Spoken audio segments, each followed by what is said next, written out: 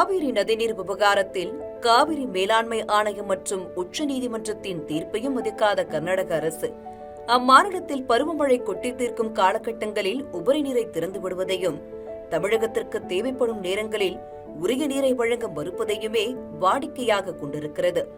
தமிழகத்தில் பாயும் காவிரியை வெள்ள வடிகாலாக மட்டுமே பயன்படுத்தி வரும் கர்நாடகத்தின் செயல்பாடுகள் கடும் கண்டனத்திற்கு உள்ளாகி வரும் நிலையில் அவ்வாறு திறக்கப்படும் நீரும் வீணாக கடலில் கலப்பது விவசாயிகள் மத்தியில் மிகுந்த வேதனையை ஏற்படுத்தியுள்ளது. டெல்டா பகுதியில் அனைத்து பகுதிக்கும் தண்ணி போகிறதில்ல, கடைமடை பகுதிக்கு குறிப்பாக தண்ணி போகிறதில்ல. ஏன்னு சொன்னால் அதில் நீர்வழி தடத்தெல்லாம் சுத்தப்படுத்தாமல் சீர்படுத்தாமல் இருக்கிறாங்க. அதே போல் சேலம் மாவட்டத்தில் இருக்கிற மேட்டூர் அணையிலேருந்து எல்லா பகுதிக்கும் தண்ணி போகுது. ஆனால் சேலம் மாவட்டத்தில் இருக்கக்கூடிய விவசாயிங்க பாதிச்சுக்கிட்டே இருக்கிறாங்க. அந்த வகையில் பார்த்தோம்னா இப்போ விவசாயிகளோட கோரிக்கையை வச்சு 100 ஏரி திட்டம் அறிவித்தாங்க. அதை இன்னும் முழுசாக செயல்படுத்தலை.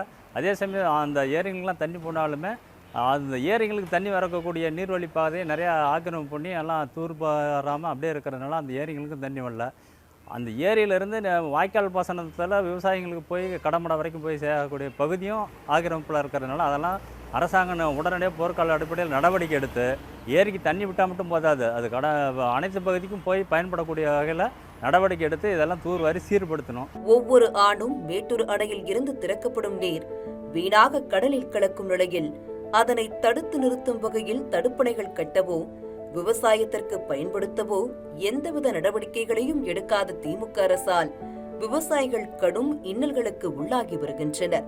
அதிலும் குறிப்பாக மயிலாடுதுறையில் 516 கோடி ரூபாய் மதிப்பிலான கதவணை மற்றும் தஞ்சை புகழூரில் 406 கோடி ரூபாய் மதிப்பிலான கதவணைக்கான கட்டுமான பணிகள் ஆமை வேகத்தில் நடைபெற்று வருவதாகவும் புகார் எழுந்துள்ளது. எங்களுக்கு இந்த மழை பெய்கிற பகுதியில் போது அந்த மாதிரி தான் டேம் ரொம்பி எங்களுக்கு தண்ணி திறந்து விடுறாங்க. அந்த தண்ணி பார்த்தீங்கன்னாக்கா அந்த டைமில் எங்களுக்கு பாசனத்துக்கு தேவையே இல்லை. ஏன்னா எங்களுக்கு ஏற்கனவே மழை பெஞ்சு அந்த தண்ணியை வச்சு பண்ணிக்கிட்டு இருக்கோம். இந்த தண்ணி அதிகம் உதிர் நீர் வர்றப்ப எங்கள் பகுதியில் ஏகப்பட்ட டேம் இருக்குது. டேம் மாதிரி ஏரிகள் இருக்குது. அதில் கொண்டு போய் சேர்த்து அதிலிருந்து விட்டோம்னா நிறையா பாசனத்துக்கு சரியாக இருக்கும். இல்லை அதை இப்போ முடியாத பட்சத்துக்கு ஒரு 10 கிலோமீட்டருக்கு ஒரு செக் டேம் மாதிரி போட்டு தடுப்பணை மாதிரி போட்டு நம்ம தேக்கி தண்ணி கொடுத்தாங்க அப்படின்னாக்க இங்கே இருக்கிற விவசாயிகளுக்கு அனைத்தும் விவசாயிகளுக்கும் நல்லா இருக்கும்.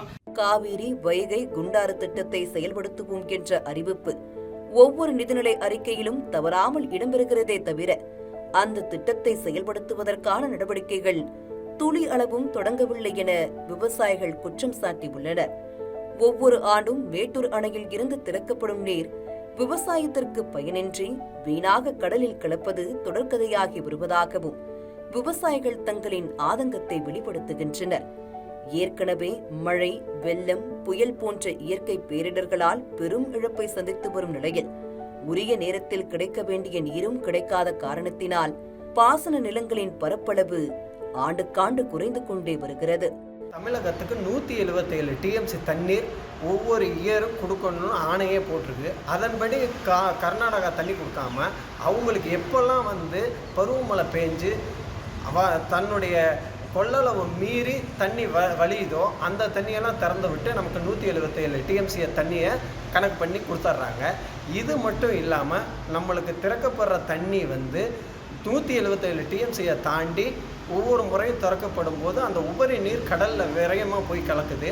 அப்படி கலக்கப்படுற தண்ணியை நம்ம தமிழகத்தில் வழி நெடுகிலும் ஒவ்வொரு ஊர்லேயும் செக் டேம் தடுப்பணை கட்டணும் அப்படின்னா அந்த தடுப்பணை மூலியமாக அதை சுற்றி இருக்கிற ஒவ்வொரு விவசாய நிலமும் பயன்பெறும். டெல்டா விவசாயிகளின் வாழ்வாதாரத்தை கருத்தில் கொண்டு இனி வரும் காலங்களில் மேட்டூர் அணையில் இருந்து திறக்கப்படும் நீரை முறையாக சேமித்து விவசாயத்திற்கு பயன்படுத்துவதோடு புதிய தடுப்பணைகளை கட்டும் பணியை விரைவுபடுத்த வேண்டும் என ஒட்டுமொத்த டெல்டா விவசாயிகளும் கோரிக்கை விடுத்துள்ளனர். தமிழ்ஜனம் செய்திகளுக்காக ஒளிப்பதிவாளர் மணிகண்டனுடன் திருச்சி செய்தியாளர்கள் தீபன் மற்றும் முத்துக்குமார்.